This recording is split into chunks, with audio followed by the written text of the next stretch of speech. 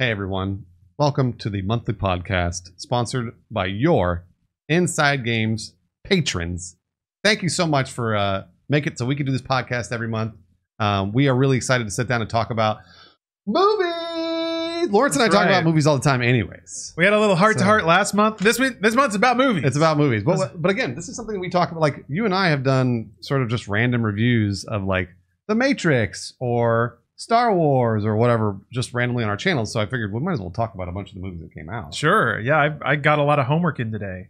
Yeah, so you saw 3. Why did you see 3 movies in a row? There's so many movies out that are kind of cool sounding. I mean, you're right. But why all today?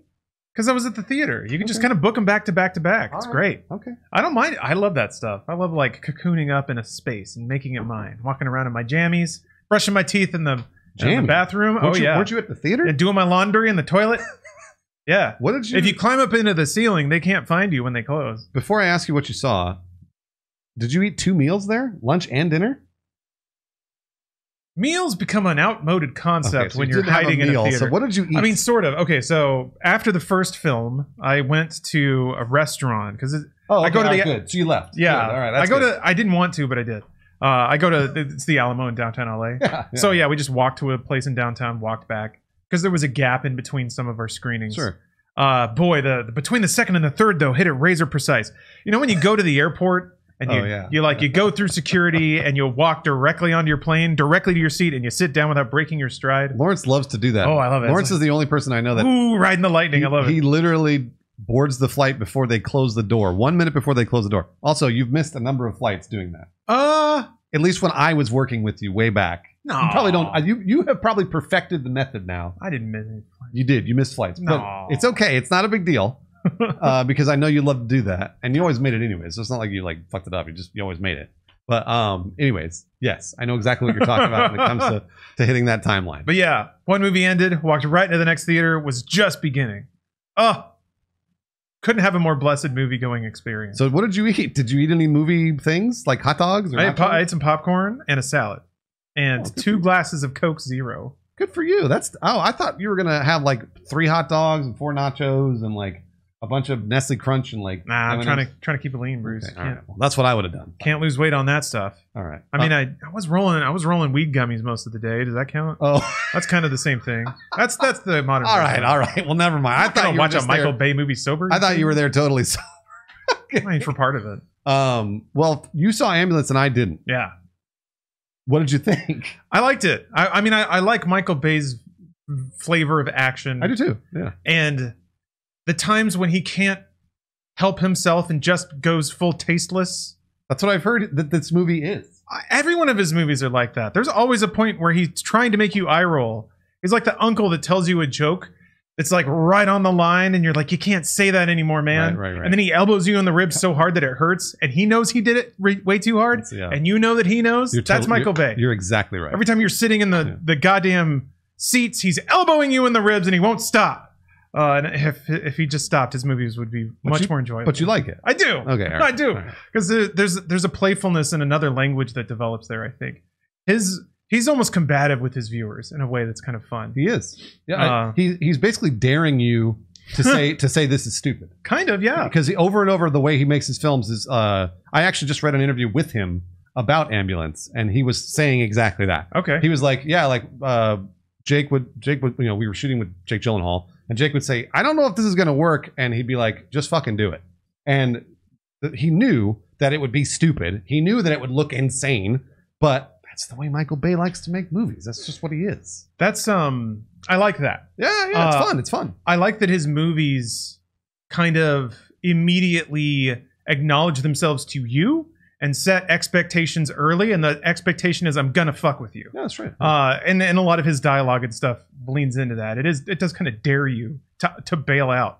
But I'm very resilient. I love watching trash. So yeah, it is in this kind of it creates a weird dialogue. Okay. But the technical, like, because it is pretty superb action cinema despite being dumb as shit. I think it was also shot like in the middle of COVID. I think I read that as well. So I think like it was like pretty crazy that they did all this stuff and right directly in the middle of COVID. So sorry, go ahead. No, I'm just trying to think about what that means for the various like set pieces and stuff that they had. It looked like there was like one major set piece in the LA River. Yeah. Which looked awesome. Yeah. because again, I'm from Los Angeles, so I was excited to see this stuff. I haven't seen it yet. I'll probably see it at some point. It is a fun LA movie. Because that was a big reason I wanted to see it. I'm a dorky fan of Michael Bay, and also it's just total LA porn. So I like that. Essentially, what my energy kind of settled on is that it felt like Die Hard 3, but in LA instead of New York. And also a lot of the dynamics of the characters are different because it's Michael Bay. Right. It's not nearly as like nuanced or intelligent or heartwarming or any of that stuff. But there is a lot of that sensibility. Like when you watch a Die Hard film, specifically 1 and 3, like they kind of let you know you're an action movie universe. Yeah. And that's kind of this movie, is that it's an action LA. It's not an LA. And a lot of the like that's cool. A lot of the headspace of that movie is that. But yeah, somebody gave Michael Bay a drone, and they changed that film. I kept thinking about there was that time when like the Beatles managers snuck acid into their coffee. Oh right. And got them interested in psychedelics and completely changed their music. Yeah.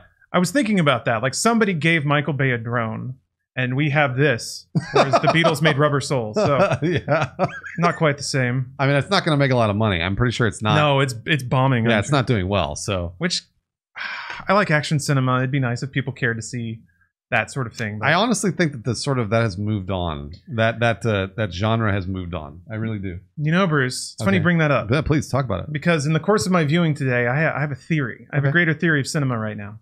Ambulance is a dumb movie, and it's not complicated. The only complication is that spoilers for Ambulance. Oh no! All right, everybody. Tune out if we're only 5 minutes in. But there's a lot of dialogue that talks about other Michael Bay films in Ambulance.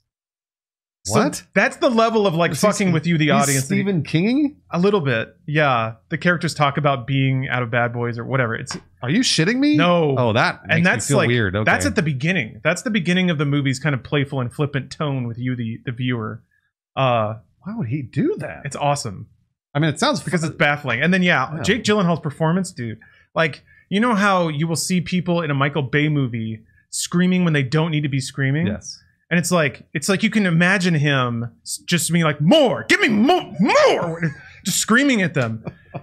And man, Gyllenhaal has a lot to give. He does. I mean, he's a great actor. Yeah, he's killer. And so is Yahya, his counterpart. Oh yeah, he's an amazing actor. And so I love both of them. I actually don't know the female lead in the movie, but I don't know how she was. So she's Michael Bay has a particular image of femininity that he likes to put in his movies. Yeah, it's pretty weird. It's kind of like a dated badass chick sort of thing. Played very well. I have no problem with that. But it's the Bay lens that makes that a little weird. There's always this like swooping shot of like a girl with a very angular jaw and like olive skin looking up, and you've seen it before. Yes, I have many times. Yeah, it's the Transformer shot, just a little less creepily sexual. Right. So, well, because turn that one down. Thanks, Michael. Anymore. Yeah, you can't get away with that. It's not the aughts anymore, my friend. Well, Lawrence, I think you've turned me off from seeing this. I'm not going to watch it. You probably don't need to see it in theater, but there's some cool stuff. Okay. There's I really appreciated in terms of just like action movie cool stuff. There was a lot of cool audio work, gunfights, like heat style gunfights in the streets of LA. That's cool. Where like muzzle hits are coming on one side and the bullet impacts are hitting on the other after a short delay. That's rad. Very like kind of Call of Duty Battlefield sound of just the intensity of gunfire, and just some like borderline sadistic slapstick because it's Bay. That's what he always does.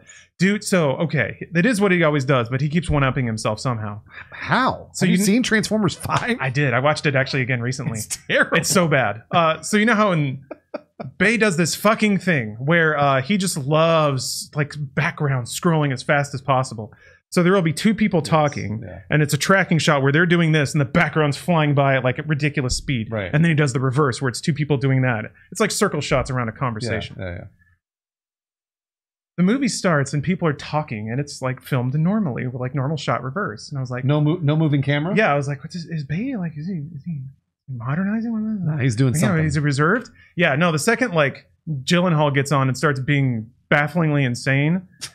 There's a conversation with him and Yahya where they're like screaming at each other, and it's twirl shot, but also they're twirling and shouting in random directions. Like Gyllenhaal will be screaming at the camera, and then the dude will be behind him, and it's like this whole like it almost felt like a stage play where they were shouting their lines to the audience. Oh, interesting. And not to each other. Well, I mean, you're right. They are acting for the camera and Michael Bay. They're not acting for each other. Yeah. Those movies are they're never acting for the other actor in the room. That's a good point. Yeah.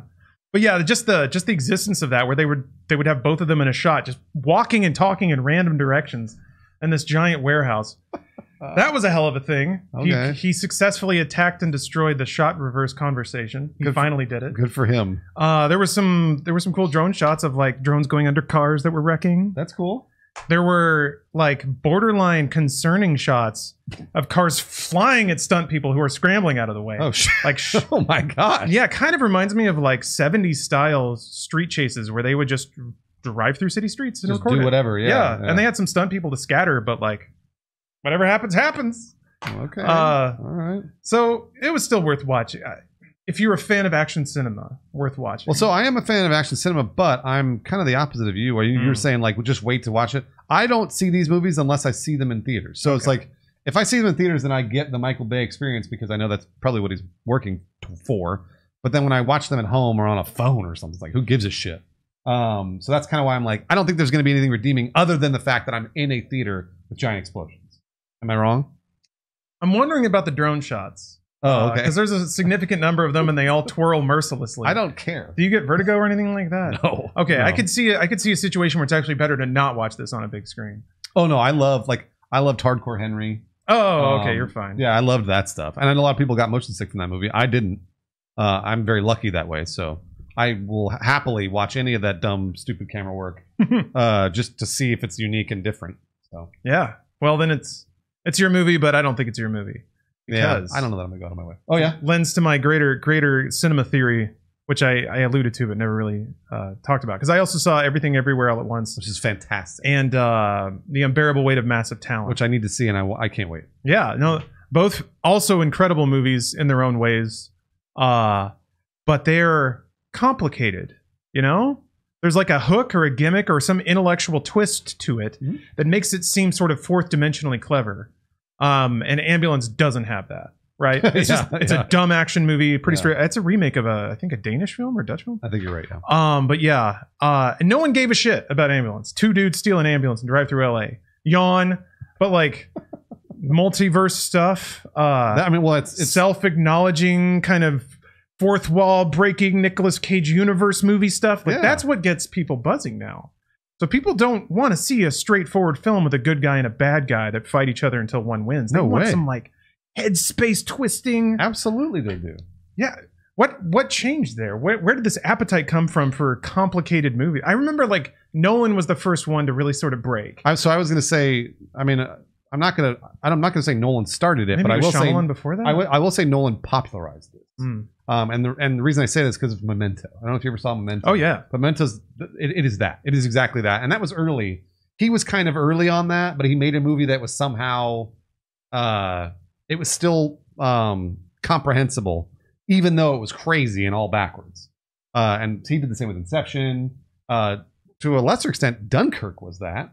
Dunkirk had really interesting time scales. Oh, that's true. According to what was happening, and then of course. The movie that nobody saw, but I went and saw it because I was really excited about it. Tenet. Yeah, I haven't seen it yet. Which is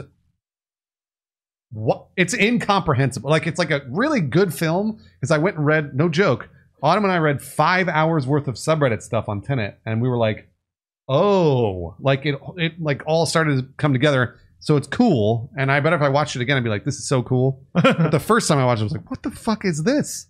And it's really confusing. Anyways, I feel like he sort of started popularizing that. And pulled us out of the, like you said, the big dumb Transformers films. Moonfalls. I haven't seen it yet. Those movies are so bad. I want to see it. Skydance special, Those movies are so when you see that Skydance logo pop up. And like, ooh, Gerard Butler's going to be in this one. The last movie I saw that was like that was Roland Emmerich's 2012. And I went, oh, that's a while ago, huh? Never again will I watch another one of these movies because they're so stupid. You didn't see Independence Day Resurgence? I watched it on a hotel television for like an hour, and I was like, all right, yeah, that was all right. And it's okay. It's not okay. But like, I don't want any more disaster films about the moon or about whatever the fuck 2012 was about. Like, I don't want any of that dumb shit because it's so stupid and the CG's so bad. Yeah. Like none of it is redeemable. There's what if nothing it could in be there head that's twisty somehow, Bruce? What, you mean like should we head twist a Roland Emmerich film? Well, yeah, but I guess that's Don't Look Up, right? It's a disaster movie, but it's about climate change. Oh, I haven't seen it. It's got a I guess I haven't seen it. I started it, and then Stephanie was like, "I don't want to watch this." So that's what happened to me. I started it, and I went, "I know Adam McKay. I watch a lot of Adam McKay, and I don't want any of this bullshit." Ah, there you go. Yeah. Well, shit. That was the head twisty. That was the punch. That was how we were going to sell disaster films. Let me think. Disaster films, except it's us from the future. Wait, does that work? That's kind of like I saw Future War. I think that's been done a number of times. Time Cop and shit like that. I've not even seen Time Cop. It's just a guess. But you haven't seen Time Cop, bro? I haven't. No. What? I need to watch it. You're right. He does the jumpy splits in the kitchen to not stand in the puddle. You're right. I do need to see Time Cop. Holy fuck, man! That movie rocks. But Lawrence, you're right. But now here, this is so my question to you about your movie theory, which is that movies are getting more complicated. Does that mean audiences are getting smarter? I think so. Oh, okay, cool. I think. All right. I think the internet is. I don't know if it's making people smarter, but it's making them capable of handling more complicated concepts all at the same time. And it's like, this is just a total half-baked opinion. Maybe there's some better researched, like, socio-ecological thing about it. Mm-hmm. But, like, I remember when cartoons like Adventure Time and, oh, Christ, kid with the jewel in his tummy, Steven Universe. These shows were like shockingly complicated, surprisingly nuanced, had long, complicated storylines. Like, this is what 3-year-olds are watching, huh? Because in the before times, it was just like cartoon violence, and that's kind of it. And then plots started coming in, and then themes, and then metaphor, and all this stuff. I do think that just by being immersed in media all the time has made people capable of ingesting, or it's made the mass market more capable of ingesting complicated concepts. So I would agree with you, and I won't give you a counterpoint, but I'll give you something else that I'm sure everyone is screaming at their YouTube video right now. Marvel, which those movies are not really head twisty. No, they're just, and they are the biggest films in the world by far, over and over and over. So I feel like audiences are getting both. They're getting the big dumb stupid action films with superheroes, but then also Everything Everywhere All at Once, and like those movies are making a lot of money. Maybe because people are just going back to the theater after COVID. Could be. But also, I kind of tend to agree with you. I really do think that audiences are getting smarter. I don't know why I think that. I just do. I haven't thought about it, but it's something that I thought about it in the sense that I think I was like, man, I feel like the more that I watch, the more I'm like, this feels like it requires me to think a little more, which is cool. I like that, actually. I enjoy that. So maybe you're right. Maybe your theory is correct. It's what really made me think about it, and this is another movie that we were about to talk about, is The Batman. Oh, we'll talk about it. Yeah. Oh, we're going to talk about it. Well, I remember watching it, and about halfway through, which is where most movies end, I realized you're right. I kind of like this because it's not doing anything. Like, it's not complicated or head twisty in any way. It tries to be. Yeah, it does. It tries. There's one part where it tries. That at least I think it fails in that. I think that the one part we're talking about, it's the fucking website where he's like, oh jeez, where he's what's the phrase? It's not Rada-Lala. I forget even the phrase because they kept saying it over and over, and I was like, stop it. And then eventually they were like, oh, that doesn't URL riot. Yeah, whatever. Batman fucked it up. And I was like, it's a website. What, is Batman stupid? Like, why all of a sudden? And everyone's pointing out that he's dumb. Anyway, sorry, go ahead. No, I thought the head twisty part was where Batman and Riddler, like, they finally meet. Batman interrogates Riddler, and Riddler was like, I thought we were working together. We were on the same side, right? Vigilantes cleaning up the city. That's head twisty, yeah. I was like, oh, okay, we're biting off the whole, like, is Batman good for Gotham or not? Which is cool. It's cool, but they also start the movie by showing that he is. Like, they show all the dark spots and the criminals don't want to go there, and then they get busted. I'm like, okay, we're saying right off the top, Batman is good, and it's working. Like, we're all in on Batman. And then, so for the movie to, like, ask you to question that later was a little weird. But I thought it was neat. It's like, okay, yeah, there's no reason for him to think they're not on the same side yet. You're totally right. I was like, and it was a well-acted scene, pretty well lit. I was into that. But yeah, apart from that, it's just like, Batman's gonna punch the guys. And boy, does he punch him, and it's pretty cool. But like, even Batman Returns, like, there were themes and stories that kind of followed the characters. Yeah, it was about Batman and Selina bonding over their trauma. I know you love Batman Returns. I do. I know you love it. It has commentary about politics and how to like manipulate people. I mean, I don't know if it's high cinema. Oh, I wouldn't call it high cinema, but it's still themes. I mean, there are themes involved in Batman Returns. Yeah, there's also the Penguin monologuing at a bunch of penguins. Yeah, but he's talking about how like. He's the runoff of the city, right? He collects all the trash, and then the trash bursts to the Penguin. Correct, and then it's people's bad decisions and their desire to hide their sins that comes back to haunt them. Always, right? So I thought that theme paid through pretty well, especially in regards to like wait, is it? There was another... That was tackled in Ghostbusters 2. As well. Was it? Same exact. Oh, that's true. They literalized literally exactly the same. All the goo was people being mean. I'm not saying it's bad. I'm just saying it is there and it exists in a lot of movies like that. But yeah, but it didn't. I don't know if it was in the Batman so much. Like what was Catwoman's thing? What was she doing? I mean, so she didn't have. Here's what we'll do: a role in the story or a theme that. Let's start right now. This is the portion of the podcast where we're going to talk about the Batman. Oh, okay. Because I wanted to talk about Everything Everywhere all at once because I think it's totally worth recommending. I think people should watch this film. And I haven't seen Unbearable Weight of Massive Talent, and I really would love to talk about that too. But let's talk about the Batman, sure. Because I've had a lot of really interesting conversations with a lot of different people about this film. Man, really? Yeah, because like it's been something that everybody didn't see all at once. It was like kind of like everyone's sort of seen it piecemeal here and there, and like eventually you all get to talk about it. So let's talk about the Batman. It's 3 hours long. Anytime anybody asks me how it is, I always say it's too long. That's the first thing I say. I say the movie's too long. Second thing I say is it's a murder mystery. Not a Batman film. It's a murder mystery because it is. He's walking around literally solving mysteries, which is fine. He's a detective, totally fine. And there's some really cool Batman stuff. There's the first scene. You're right. You're absolutely right. It's a really fun like Batman lives in the shadows type thing, and that's cool. The Batmobile Reveal is really cool. And trust me, the music would tell you that it's cool. And then the end, I think the climax of the film, there is one specific moment is really cool where he blows the roof off of that arena. I thought that was neat because that's like a really like shock and awe to like scare the bad guys. And I was like, that's neat. But beyond that, like, it's fine. It's okay. Pattinson doesn't feel like Batman to me, but that's just for me to think about more. And the more that I think about it, the more I'm like, he doesn't feel like Batman at all. Really? He just feels like somebody who is brooding, and that's fine. What is the Batman if not brooding? He is, but then, brooding. And I also I was like, man, you know what? Maybe I'm out of touch. Maybe it's not the kids that are wrong, but me. Oh, Bruce, don't ever admit that. So I went back and watched the Nolan films because I was like, maybe I just remember these Nolan films fondly. Maybe they're not as. Turns out, no. The Nolan films are way better than the Matt Reeves films. I only watched Batman Begins and The Dark Knight. Hadn't gotten to The Dark Knight Rises yet. I will. But I think those two are probably the ones that people like the most. I still think those movies are better than the Batman. I don't know if you do. But now I'd like to hear your thoughts on what you liked and didn't like about this 3-hour film called The Batman. I would rather... If I wanted to watch a Batman movie right now, again. All right, yeah. Well...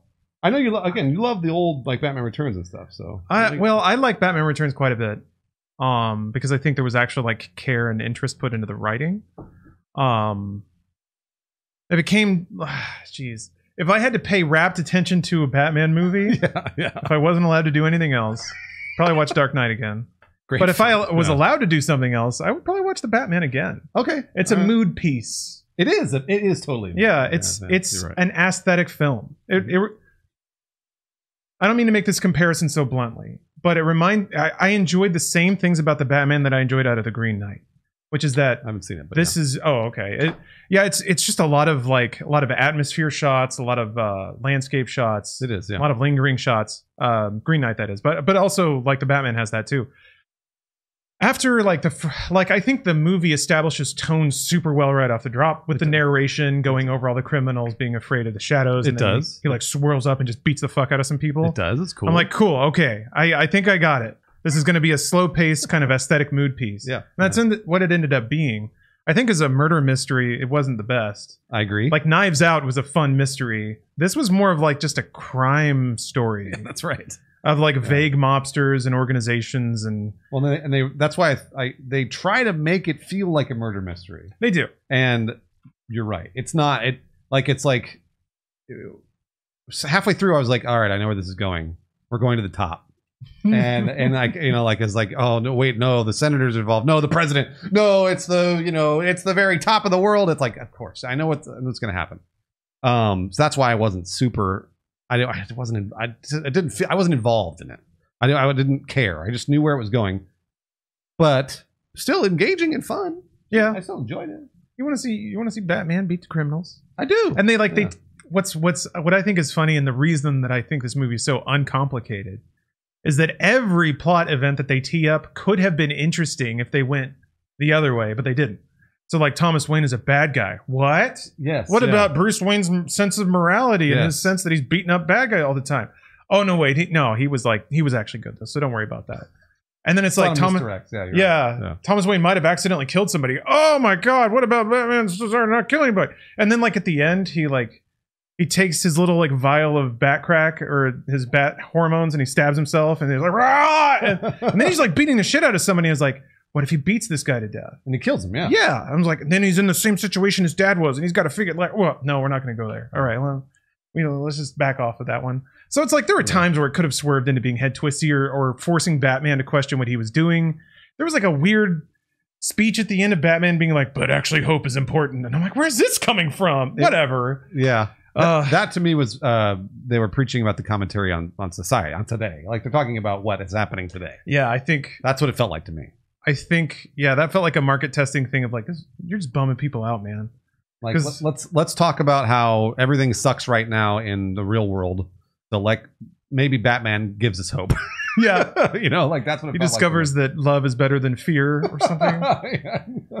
Whatever. Because like everything goes bad in the movie and it ends worse and then it just is over. True. Like nothing really, characters didn't learn anything. Nothing changed. No like philosophical question was asked or answered. The movie just ends because the bad guys have been caught or something. So yeah, it's that's why it's an uncomplicated, weird movie, but I actually kind of liked that it didn't challenge me at all. Sure. I just got to sit there and listen to the same guitar riff while like Batman's brooding around and occasionally beats the absolute shit out of somebody. So it's interesting that you came to that conclusion. You're just like, I just wanted it to hit me and I don't want anything complicated. I was the opposite. I went in expecting a Batman film that would make me think a little bit. Because, I know we've talked a lot about Nolan, about how like, he'll tee up some interesting questions, not always answer them. Sometimes he'll back off. But The Dark Knight attempts to do that with chaos versus order, and Batman Begins sort of attempts to do that with like fear, how you use fear, whether or not it's for good or evil or whatever. There's lots of questions there. So I expected the Batman to be good. Also, Matt Reeves is a good filmmaker. So I was like, man, I'm really excited. I can't wait. I'm like so excited to see what he's going to do with Batman. So it starts out really strong. He's clearly like Batman wants to go out and beat the shit out of people. I'm like, that's cool. Yeah. Hell yeah. And then they play that Nirvana song. I was like, yeah, all right, man, Nirvana song, cool. And then they play that bum, bum, bum, bum. I was like, yeah, I love that trailer. Bum, bum. And I was like, man, that's so cool. And then we're 10 minutes in, by the way. And then for the 20-minute mark hits, and I've heard bum, bum, bum 15 times. Hell yeah. And the 45-minute mark hits, and I heard the Nirvana song again. I'm like, I'm like, okay, all right, we're an hour. We got to be 2 hours in, right? Only got an hour and a left or whatever. And I check my watch, which is a bad sign for a movie. And I'm 45 minutes in, and I've heard that theme 1,000 times. Oh, yeah. And I have heard the fucking Nirvana song. I'm like, I can't do it. Nope, I can't. Like, please don't play it anymore. And then I play it again, and I'm like, please stop. Don't play it again. And I'm seriously thinking to myself as I'm watching this film that I enjoyed, don't play the theme again. Don't do it. And they play it. And it's what's weird is that they didn't even bother with variations on the theme. They just play it over and over. Yeah. It's like it really took me out of the film. There was some different instrumentation. Sometimes it was quieter. It was in the background. But yeah, and it's right. It was like literally there's one dude on a xylophone hitting it quieter when it's quiet, and then hitting it loud when there's action. Yeah. Quiet, loud. But that's all there was. And it's a far cry from Hans Zimmer. Let me tell you. So that was one thing that really bugged me about the movie. And then I think halfway through, I think maybe an hour and 15 in, we get the Batmobile reveal, which is cool. A really fun, like exciting reveal where they, it's very similar actually to the Batpod in Dark Knight, the way they reveal it. And it doesn't pay off. He gets the Penguin. Yeah. They tie him to a wall. Yep. And then they yell at each other, and everyone realizes Batman was wrong. Yeah. The second act is a complete whoopsie. I don't want to spoil it, but all of it. Everyone realizes, oh, Batman, you misconstrued this. And then and literally the Penguin, I think, calls him an idiot. Says, what are you, an idiot? And I'm like, yeah, is Batman an idiot? And he's what, in his second year of being Batman? Yeah, that's what he said. So I'm like, fine. All right, yeah, he's an idiot because he's only been doing it a couple of years. He didn't think about the internet, Bruce. We all forget about the internet. I think is it Rata Lala? It was like URL Rata Raya or something like that. And it was like, it's not L, it's law. And they're like, no, he did it on purpose. URL. Oh, like a website. And I was just like, that was awesome. I mean, one of the reasons I love Batman Forever is because the Riddler's in that. And he puts out riddles. And Bruce Wayne will read the riddle. And he's like, what has arms but never flies? And he's like, it's a clock. Like every time. He knows it right away. Yeah. So like, what is the point of this scene? But that's pretty much the Batman, except for when he gets it wrong. And then it's like a third of the movie that doesn't need to be there. Yeah. So, but I remember being like, he was wrong? And by the way, again, I think that's kind of, in my opinion, that's kind of a brave attempt by the writers and the filmmakers kind of to give us something that maybe Batman doesn't get it right every time. And I'm sure when they were writing the film, they said, no, Batman doesn't get it right every time. How could he possibly get it right every time? He's only 2 years into being Batman. Also, those riddles are kind of fucked. Like they're so crazy obscure that I guess it makes sense he was wrong a couple times. Except Batman being wrong meant that he went into a club and like put 18 dudes in the hospital and then wrecked about 40 cars on a highway. Yeah. And they all died probably. Yeah. And that was all just a big whoopsie, and that no one's ever meant to like acknowledge that. And there's no consequences. It's a comic book. It's a comic book world. That's what took me a while to get around. And it's cool. It's cool. I'm glad that they tried it. But you're right. It's a third of the movie is gone, and I was like, because like maybe if they'd only dedicated 15 minutes, they got to like ramp up that car and then explode it. You got to have that upside down shot. It was really cool, but then he was wrong, and I was like, "Oh my gosh, Batman he's stupid."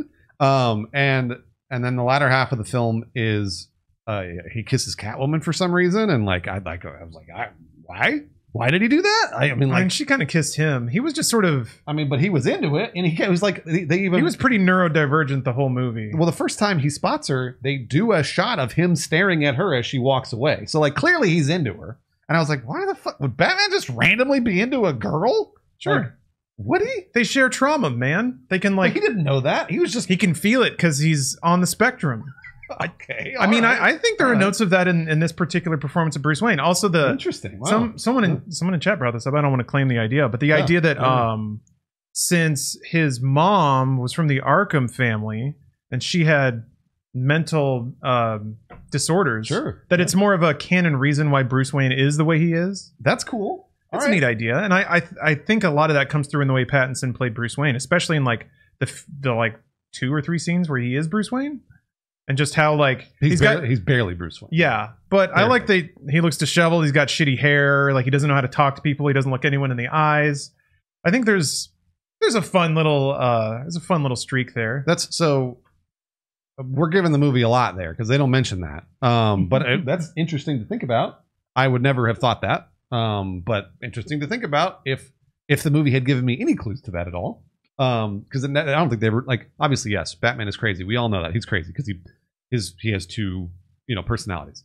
But they never said like, well, Batman might have a mental disorder or 2 that is not schizophrenia or whatever. Yeah. I saw that was telegraphed in the like choreography of how he fought. The way that he punches people is pretty like wild and savage. It's not very like, yeah, he's really angry. Yeah. So I kind of read that as like, okay, he's a little unhinged and he's burning. Like it's that mixture of style, but also I think they're trying to telegraph that he throws himself into fights with suicidal abandon because he doesn't care. He wants to die. Yeah, something else that was touched on in the Nolan films for sure. Yeah, but I think that was part of how that was telegraphed is that And then also the second he gets back to the Batcave or whatever, he just goes right to analyzing clues. Yeah. Which, by the way, again, I was fine with the clues part of it because he's the world's greatest detective, so totally cool. And that's why I thought that was more of a murder mystery than it was anything else. Because I mean, it didn't feel like an action film to me at all. There's like 2 or 3 action scenes, split up by a lot of dialogue, and that isn't terribly, I guess, compelling, but also it's not bad. It was all super placeholder, and it was all whispery. Everyone whispers. Everything's whispery. Everything's dark. So whisper talk. And there's hardly any color in this film, which I didn't like. I've seen recently some weird takes on Twitter about how like Marvel movies, everything's got to be like something cool happens and then they got a quip. I'm like, but yes, yeah. What's wrong with it being funny? And everyone's like, yeah, I like the Batman because it wasn't funny. I was like, I want to sit there for fucking 3 hours and watch some dude not have any fun at all. Like, I was amused by the Batman because of how stupid parts of it were. That's not good though. I'm talking about the movie making you laugh because it's trying to make you laugh.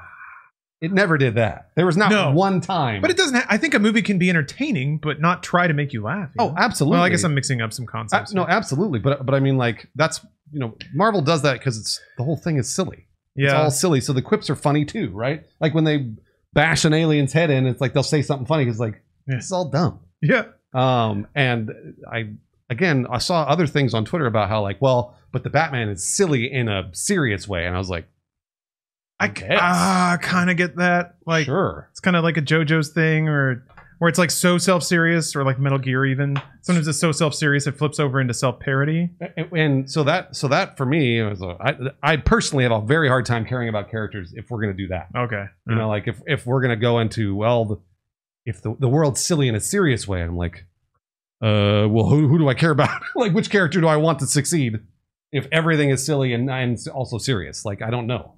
I'm not sure. That's hard for me personally. Yeah, that's an interesting problem with the movie, is that you don't really know who to care for or what the stakes are. Like, one of the things that made me laugh was way at the beginning of the film, like the first conversation that Bruce Wayne and Alfred have. Alfred's just like, you might give too much of yourself to the city or whatever. Yeah. And I'm like, okay, so is this movie about Bruce Wayne being too self-sacrificial? No. So why was that dialogue there? We just had to fill out a scene. We needed Alfred to express concern, so that's what he's. I mean, we've seen that in other Batman films, but okay. And ironically, Alfred's the one that ends up in a hospital. So that's right. I don't know. It's like there are entire scenes of that film where people say what they're supposed to say because they're that character in that scene where that character says this thing. So there's like whole scenes that play out that way, and I'm like, yeah, I've had this soup before. Me too, yeah. But it looks really neat. It does. Like, yeah, it's stylized. It's fun. Yeah. Your mention of color was interesting because it like the shots were incredibly monochrome, but they had color. But to me, it reminded me of just like monochrome comic printing. That's right. How you had like one color to work with and black and white. And so a lot of it was orange, which is like everything was shot at sunset or night, where there's like fire or like orange streetlights around. So I thought orange was an interesting dominant color to pick. But it made it feel very like hot and grimy, which I thought kind of everything felt dirty. Yeah. Yeah. Absolutely. So that's kind of the thing that worked for me, and the thing that actually... People say it a lot, and I feel like when they say it, it doesn't really make sense. But to me, the city of Gotham was the character and expressed itself through the lighting and the sets. Yeah. And the thing is like that character basically, I don't know, you're supposed to care about it, but then nothing happens to it. No. Or I guess over the course of the film, you learn that all the people running the city are corrupt too. So what are you supposed to feel? I've learned that in every Batman movie. Yeah. Every one. Like, and that's the thing. That's another thing that's like, when they're like revealing the conspiracy in the Batman, I'm like staring at the movie being like, yeah, I know. That's the whole point. Gotham has always been corrupt.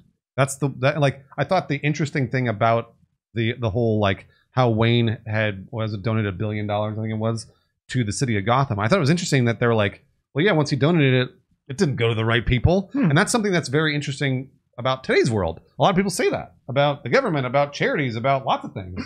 And I thought that was a kind of a cool point that they brought up about specifically today's world. And honestly, the last, hundreds of years, we've had those conversations about if we donate a lot of money or if a lot of money goes somewhere, does it go to the right people?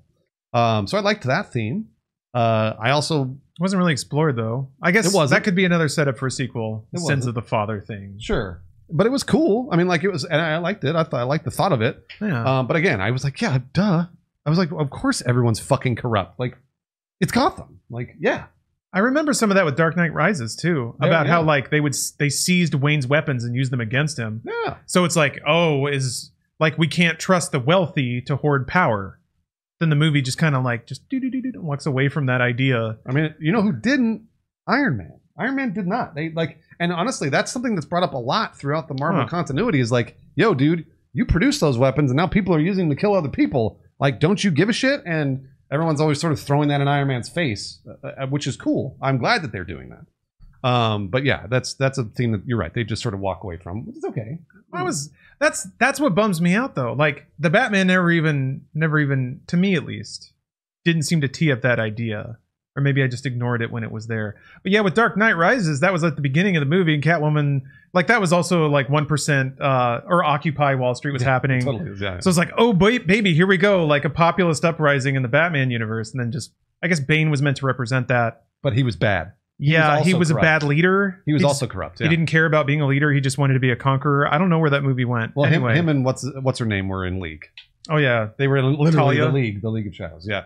But you kind of don't even really know why they. Yeah. Anyways, I know what you're saying. But yeah, it's like when a movie teases me with a cool idea, I watch the rest of the movie hunting for what they're going to feed me about that idea. When the movie doesn't have anything else, I get a little disappointed.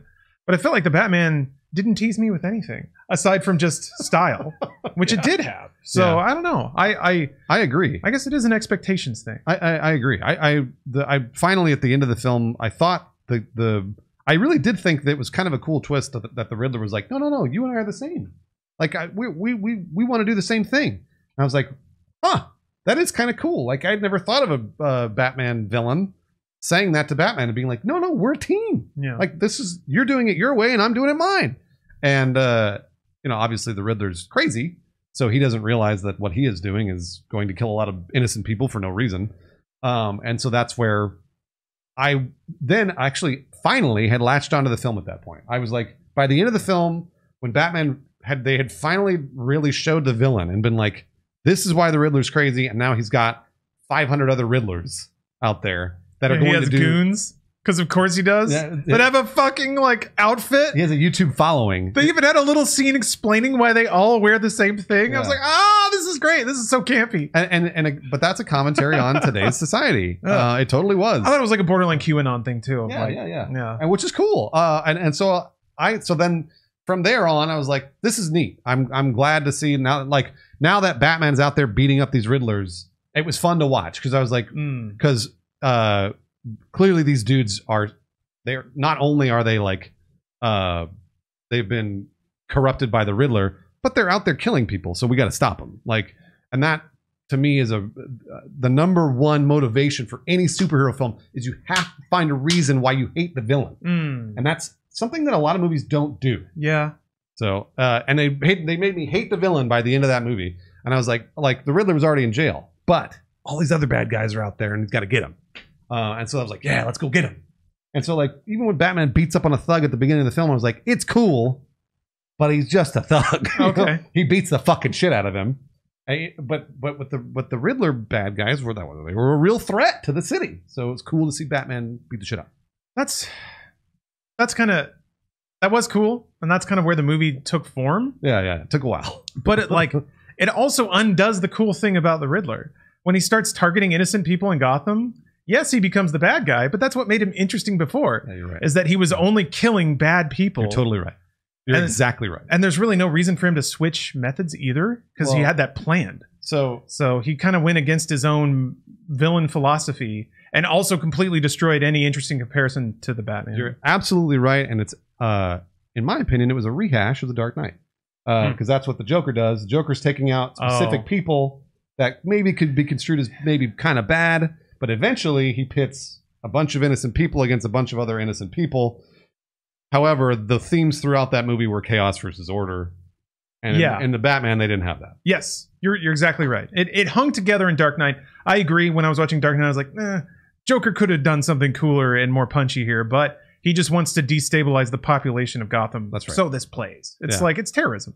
Yeah. But like with the Riddler, it sucks because in so many ways it almost tees up a really cool idea, which is that now Batman is having to fight the people of Gotham who are just fed up of getting fucked over. And now he, a rich asshole, is literally pummeling like people who lost their jobs and can't feed their families. Right, that's right. Yeah. So yeah, I'm confident Batman has gone there a lot of times, and maybe that ground is well tread. But yeah, it just like, it's fun to see it like, ooh, like get close and be like, oh no, that's a little too much. Yeah. We need to make him a villain now. Okay. Woo. Which was good. And again, that was cool. And I was really excited to see the roof blow off as all the bad guys got scared. And I was like, there's the Batman I wanted.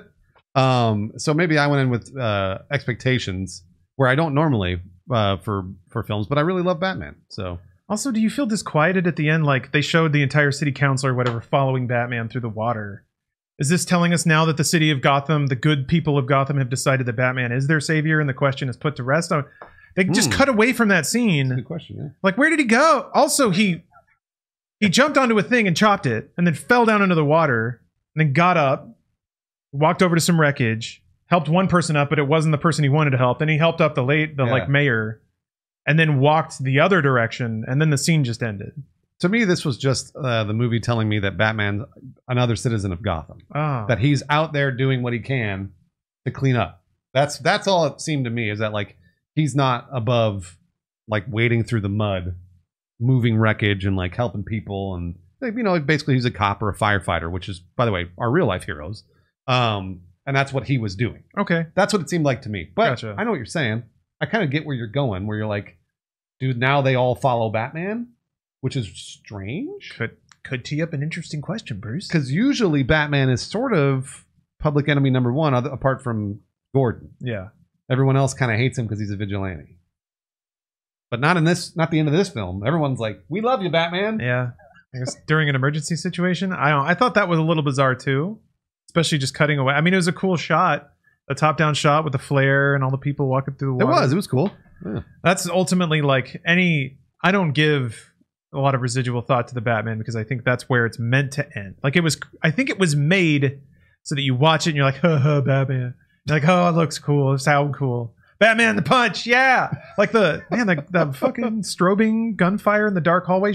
That was cool. But it's already been done, man. Has it? Yeah, Dark Knight Rises. It's the exact same. It was better in Batman. I mean, I agree, but it had been done almost to a T, the same thing. That's when I watched it in the Matt Reeves' movie. It's like, he already did this. Like, it is exactly that. Like, it's Batman walking through a dark hallway with muzzle flashes lighting him up as he gets shot, and he's beating him up. I was like, it's exactly the same. Yeah, but it didn't have Nirvana.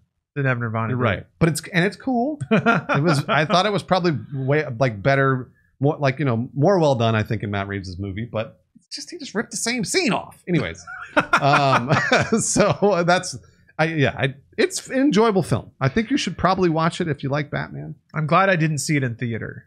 I was happy I saw it in theater. Okay, but it's very long. What if you were able to play like Candy Crush on your phone? No, so I'm not. You get bored in a scene, you're like bloop bloop bloop. We're back. Okay. Usually, what I don't know why I've always been this way when it comes to movies. Same with television, actually. If it doesn't hold my attention and I'm using my phone or something, I just turn it off. Because it's not, to me, it's not something that I'm consuming that I enjoy. That's a good policy. So, like, the only thing I'll use my phone with and watch are reality shows. Okay. Yeah. So, but beyond that, if it's like narrative or something, I always want to give it its due and sit down and like direct my attention at it for the 2 hours or an hour or whatever. That's me. I realize my viewing habits are not like a lot of other people. So I'm into it. Well, that begs an interesting question, Bruce, because I was thinking about this. Yeah. If I had to sit down and watch the Batman, which I did, two eyes on the screen the whole time, my take on it would probably be quite a bit different. I did that. I did not do that. I did that for 3 hours. I knew I didn't want to do that, which is why I waited for it to hit HBO Max. I'm like, no. Yeah. No, 3 hours. No movie is. Gosh. I went and saw it in theaters because I thought it was going to give me a theater going experience, and parts of it did, but the majority of the film did not. It was very, very dark and very quiet, which doesn't really work in a theater often. Like when it comes to an action film, like The Quiet Places, I think I like those movies that those two movies, Quiet Place Part 2, are great to see in theaters because they're fun, interesting theater experiences. But like generally speaking, when you see a Batman film, you expect explosions and like spectacle. Not a lot of that in the Batman. Yeah. So, and that's okay. That's all right. Either way, before we wrap up, I do want to talk about Everything Everywhere All at Once. Yeah. Because I really think it's a movie that people should see. Is it 2 hours? Well, it's just about 2 hours long. I think it's a little bit over. I think it's 2 hours 20 minutes. Oh, is it really? Okay, all right. Didn't feel like 2 hours 20 minutes to me. Let me look it up. And it is made by two filmmakers, the Daniels, that are incredibly interesting filmmakers that are worth encouraging and giving money. They made Swiss Army Man with Daniel Radcliffe and Paul Dano. And that is a wild movie. You ever seen it? Not yet. It's wild. You should see it. Yeah. If you liked Everything Everywhere All at Once, it's even crazier than Everything Everywhere All at Once. It was on my Netflix queue for a very long time. It's super crazy. And it's really fun. It's a totally unique film. So is Everything Everywhere All at Once. But I really like that this movie ends on a much happier note than Swiss Army Man does. And it also to me felt like kind of like a superhero film, but they did a really good job of making it feel like they're not just beating everybody up at the end. Yeah. Which was neat. And they get to it, again, Spider-Man No Way Home just did that. But they do that in a very imaginative, interesting way that is like kind of unlike things you've seen before. So I don't know what you want to say about it. Yeah, I agree. I thought about No Way Home a little bit, and it's constructive positivity, I guess. Yeah. It almost felt like The Matrix, but with the male lens extracted out of it. Yeah. So instead of you're in this universe and it gives you the ability to do these cool things and to live out action movie fantasies and to dodge bullets and sort of. Yeah, basically. Yeah. But instead of you like in The Matrix, it gives you permission to kill whoever you want, and that's awesome. Yeah. That's kind of the rule. It's like, don't worry about it. They're all machines. You can shoot them and flip around. It's cool. It's actually encouraged here.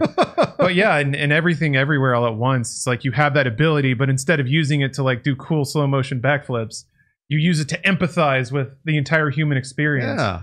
Which I thought was not only a sign of the times, but also a really cool, interesting development, and one that's like, I mean, who can have a problem with that? Nobody. Yeah. It's utterly wonderful and delightful and constructive. Although the thing, it's interesting out of all the universal themes in that movie, the thing that like is still, I was talking with Stephanie about this because we have weird relationships with our families. That was a very family movie, or at least there's a lot of family kind of injected in it. Yeah. That's the aspect that like is kind of difficult for me to really relate to. Stephanie was kind of telling me some of the things that it brought out with her relationship with her family, but yeah, it's hard to find a problem with it. I think maybe some people might think it's a little too whimsical, or a little too goofy. It's kind of it's also Rick and Morty with like the cynicism and the shitty cynic dude part just completely cut out. You're exactly right. I never thought about that. That's a great comparison. It's totally Rick and Morty. Yeah. Like every episode of Rick and Morty is a new dimension, new aliens, new time. But it's so cynical. Yeah, and every time you watch it makes you feel kind of bad. It's obsessed with existential dread. Yeah. Which Everything Everywhere All at Once also deals with. But Rick and Morty and like a lot of shows that are about existentialism, and to a degree, this is The Matrix too. They all sort of think that merely talking about the subject is enough. But what I really like, the thing that I think I loved the most about Everything Everywhere All at Once is that not only does it confront the idea of existential dread and meaninglessness, but it does it in a positive and constructive way, and then also has a character in the show that talks about the importance of dealing with those issues, but also still being kind the whole time. And maybe this is resonating with me because I kind of like The Matrix would use sort of my ability to understand existential issues as an excuse to be an asshole. Oh yeah. Of like, nothing matters. I'm too smart for all of this. Right. I'm thinking about bigger issues. I don't have time to like just exchange small talk with some. I gotta think. But I was really, there was a point in my life where I finally understood that like the people who are kind and demonstratively kind every day are the people who are probably thinking the most about it. And they're not just doing that because that's their nature. Maybe some of them are. But the real champions out there know that things can be bad. And in the face of that, find the power and the energy to put positivity into the universe instead. Yeah. I really liked that the movie explicitly acknowledged that. And did it with a male character too, which I thought was pretty cool. Yeah, they did. Yeah, they did. Usually it's like, again, sign of the times with gender normative roles in movies and stuff. Usually it's the dudes who fight and the ladies who remind everyone what living is for. So it was really cool that all of those tropes were mixed up in a really believable way. Yeah. And delivered a really great message in a really delightful way. It really did. It's so interesting to hear you describe that, because it's something I never even thought about. To me, the movie ends the way I never would have expected, but was so glad that it did, which was, again, that nobody really gets beat up. I don't want to spoil it too much, but the climax of the film is Michelle Yeoh, instead of beating up every person that has done something bad to her or to other people, they're literally the bad guys. She then like gives them catharsis with something, whether or not it's empathy or whether or not it's like an object that they want or whatever. And it's really in a funny way, but it's really heartwarming. And to me, I didn't even really think another thing of it. I was like, man, this is really positive and happy. Like, it's really great to see that, because I love positive and happy stuff that has a moral center. I love a television show or a movie that got a lot of stuff swirling around it that's real bad, but there's always something you can latch onto in the middle that you're like, this is always the same, whether or not it doesn't matter what moral it is, but it's always the same and it'll never change. And that's what that movie felt like at the very end, where they had decided this is the thing that will always be the same and it'll never change. I love that. And it also really made the themes of like running a laundromat or like having a normal life be okay.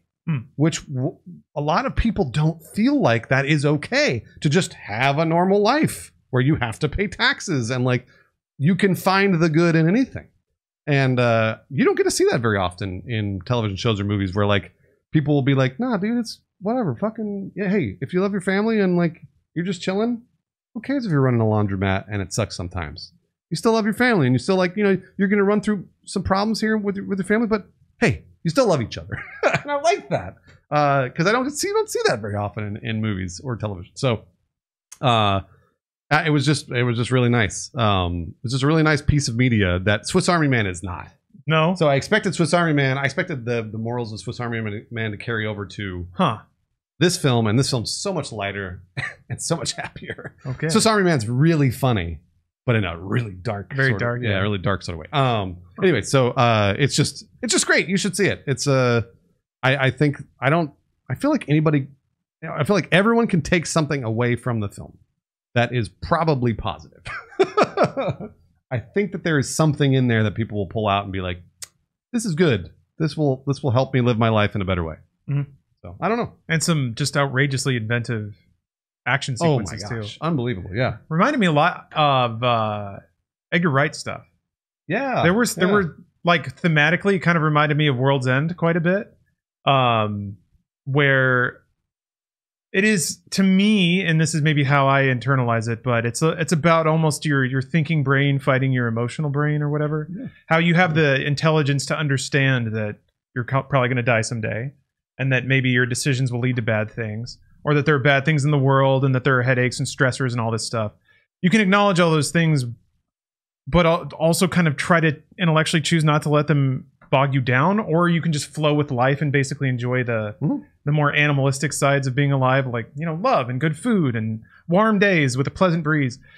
I got similar takeaways from World's End, where the aliens at the end are like, we want to teach you how to live properly, and it's just two drunk idiots being like, no, we're good. Yeah, fuck off. We like our beer and to fart. And I was like, okay, we're kind of there, right? It's we're choosing to be just big dumb idiots and celebrating that. Maybe that's not quite what Everything Everywhere All at Once was about, but I think it came from a sort of similar thing. But yeah, a lot of the action in it reminded me of Scott Pilgrim. Especially with like the daughter and some of the outfits she wore. Absolutely. I was just like, man, we're just looking at remote flowers. This is awesome. Yeah. Yeah, it's pretty wonderful. There's some good, like, it's very highbrow, but it can be pretty lowbrow sometimes too. Mm-hmm. So yeah, there's something for everyone for sure. That's what those guys do. That's what they do, the highbrow and the lowbrow at the same time, which is really hard to do. That's really hard to keep a steady tone of a movie throughout, but doing both without spoiling it. There's a fantastic gag of like man, I don't want to spoil it. I'm sure you know it's the chef. The chef. The chef getting controlled made me laugh every time because it's really stupid. Like, it's so dumb, but it makes me laugh every single time, and I still think about it and laugh about it. So, go see it. You should go see this movie because it needs to be encouraged, and it's an original IP. So, go encourage these filmmakers and make sure that they get more money to make another film. You know what's interesting? I also thought Everything Everywhere is the Matrix 4 people were probably hoping for. Yeah. I think it has a lot of similar commentary, but it's just not as like, I don't know what the word is. It's the cynicism. Yeah. It's written from a really jaded point of view. Matrix 4 is, whereas Everything Everywhere is not. Yeah. And it's got the vibrancy and the color, and like the action is pretty solid. It uses the baseball bat sound from Smash Brothers. It does. I was like, oh, that's sick. When I heard that, I was like, oh, yeah. I was like, what the hell? That's hot. That was real shit. That was hype. But yeah, it basically it's got that brain expanding concept. It has a really positive message. So yeah, that's great. And then 5 stars. I'm sorry we didn't get to talk about the Nick Cage film. Oh, but it sounds like, I mean, it's got 100% on Rotten Tomatoes or something. Really? Yeah. Like, people love the movie. So interesting. Okay. I mean, I can't knock it. It's a just good ass funny comedy. Okay. When's the last time you went to a movie and like laughed at a joke? Not often. Yeah, it's been a while for me too. Yeah. I think there were a couple of like references in Matrix 4 I sensibly chuckled at. But it wasn't a comedy. Yeah. No. It was more sardonic than anything. But yeah, there's some just like gags and line deliveries, and just there's some good shit in that movie. So it's basically a buddy comedy. I mean, it's a lot of things. What's weird is, did you ever see Adaptation?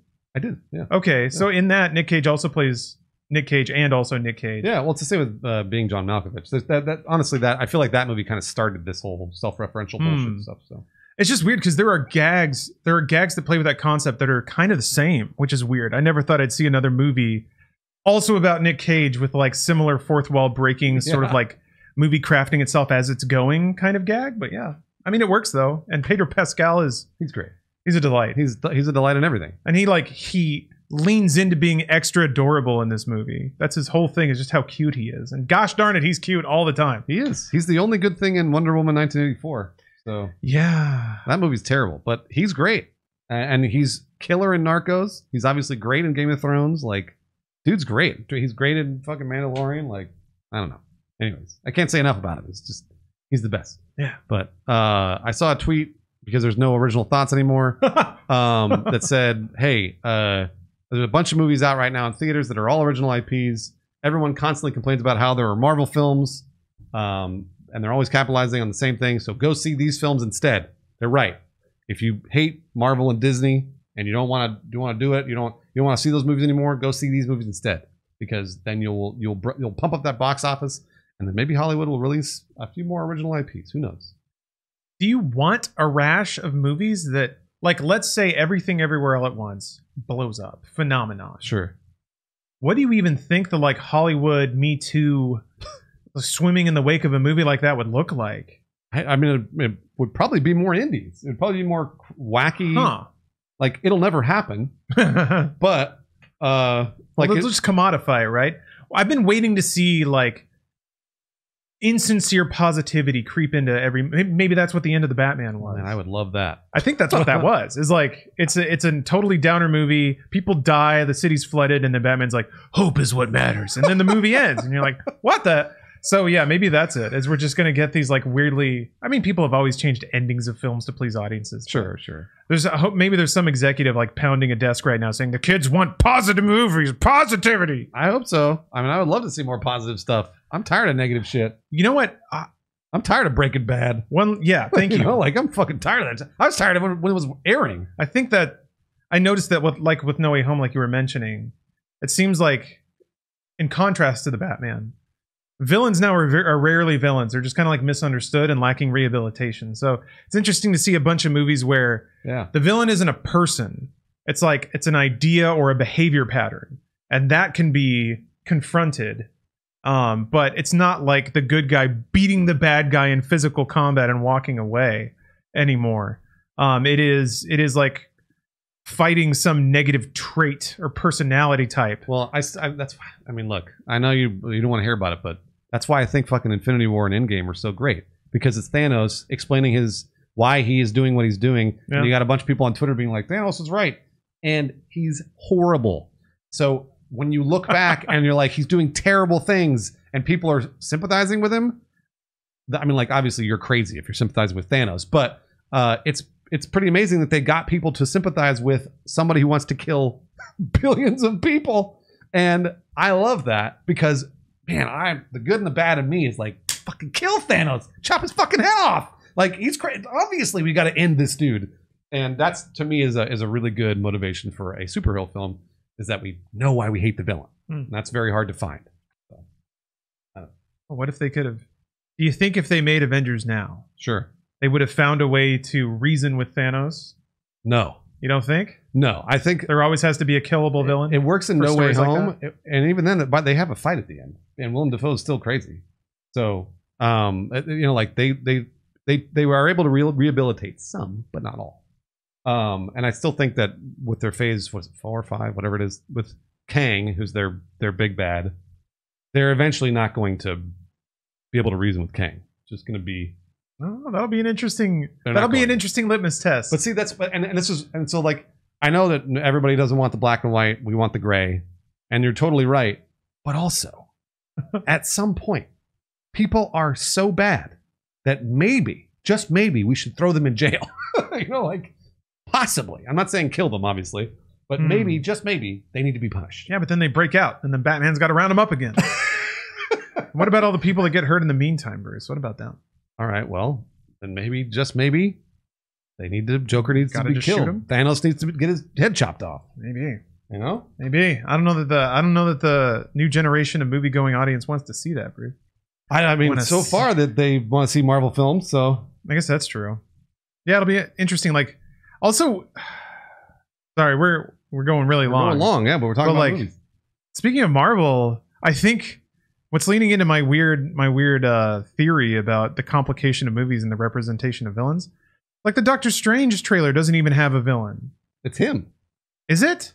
Is it Evil Strange? It's going to be him and Wanda, but yeah, I think they're trying not to reveal it. So. But that's kind of weird, isn't it?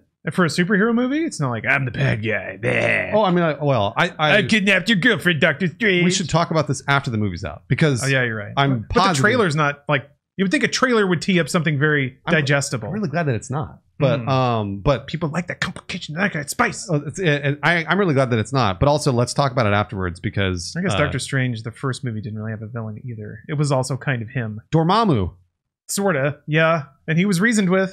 He was. So yeah, he's still out there, I guess. Yeah, he's still out there. But yeah, I mean, like, yeah, we should talk about Doctor Strange because Doctor Strange is, in my opinion, a more philosophical superhero than a Captain America or a Hulk.